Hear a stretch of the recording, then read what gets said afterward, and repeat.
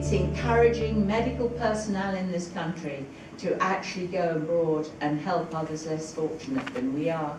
And it will provide us with so many links, and so many good things will come out of it in the future if we can encourage MiST.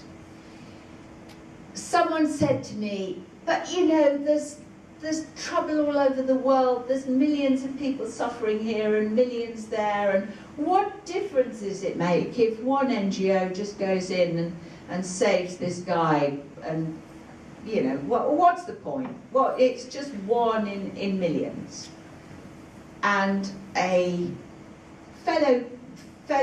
colleague of mine in the House of Lords, Lord Sheikh, I don't know if any of you know Lord Sheikh, if you come across Lord Sheikh, said to me, you've heard the story about the two men walking along the beach, and hundreds, thousands of starfish have been washed up on the beach.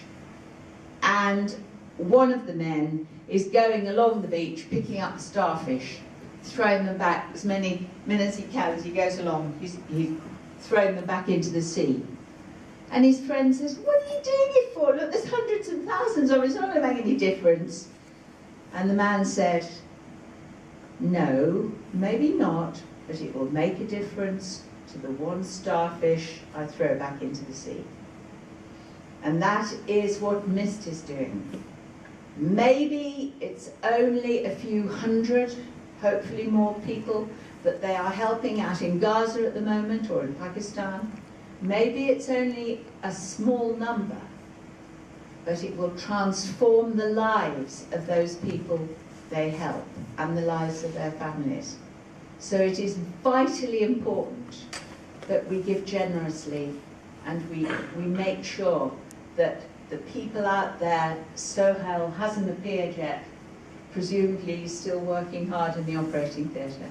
He hasn't appeared yet, but please, please, remember what he is doing while we're enjoying our meal in a few minutes' time. Remember that he is making a difference to individuals and their families out in Gaza as we eat. He's making their lives better, and by doing that, hopefully the ripple effect will spread out and help many more people. I'll tell you one more story and then I'll stop, because it haunts me.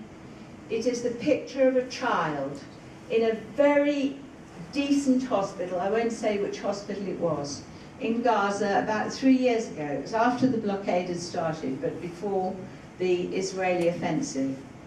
And we went into this hospital, and there was a little child, I suppose about that sort of size, 8 years, 7 years old, 8 years old. She was tied to a bed, hands bound, feet bound onto the bed. She had a tube down her throat to help her breathe. She was thrashing from side to side, and her eyes were staring and appealing and frightened and looking at people, and she couldn't speak because of the tube in her throat. And she was in that state because that hospital at that day, at that time, had run out of painkillers and muscle relaxants to make that child comfortable. And to have removed the tube would have killed her. So she had to stay in that terrified state until they could get the proper drugs. That child has never left me. She is always with me.